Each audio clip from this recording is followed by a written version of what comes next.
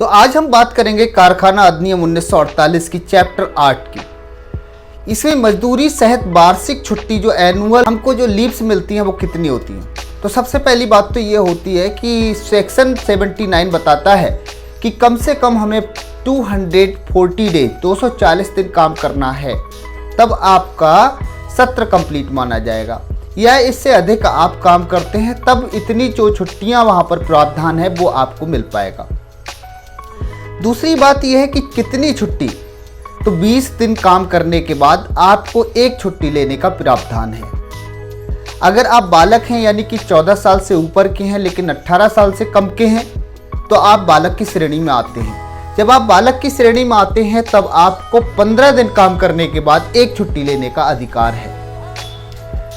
जी, महिला को अगर मैटरनिटी लीव लेना हो, मैटरनिटी लीव का मतलब है कि वो गर्भवती है और उसको बच्चे को जन्म देना है, तो उसके लिए जो देखरेख की जरूरत है वो समय मैटरनिटी लीव के लिए कहलाता है और उसको 12 सप्ताह की छुट्टी देने का प्रावधान इस एक्ट में किया गया है।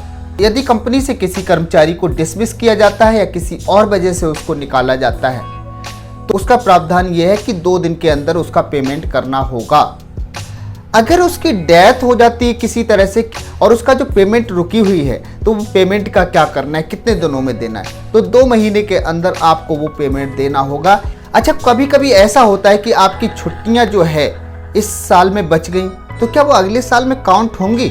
हाँ, तो उसमें ये प्रावधान है, अगर आप एडल्ट हैं और आप वहाँ पर कर्मचारी हैं और 30 छुट्टियाँ आपकी रह जाती हैं तो वो छुट्टियाँ आगे ट्रांसफ़र हो जाएंगी, अगले साल आपको उनका लाभ मिल जाएगा, यानी कि नेक्स्ट ईयर में उन छुट्टियों को आप ले सकते हैं। लेकिन ऐसा भी हो सकता है आप कहें कि 30 से ज़्यादा है, तो 30 से ज़्यादा अगर आपने सब छोड़ रखी है तो वो कैंसिल, वो नहीं मिलनी है। हाँ, ऐसा हो सकता है यदि किसी अधिकारी के द्वारा ये कहा गया हो किसी वजह से कि ये छुट्टियाँ अभी मत लो और हम आपको छुट्टियाँ नहीं दे पाएंगे, तो उसकी जो रिफ्यूजल छुट्टियाँ हैं जो आपको उसने मना किया है तो वो फिर आपके काउंट हो जाएंगी, चाहे वो 30 प्लस ही क्यों ना हो, आपको अगले साल उनका लाभ मिलेगा।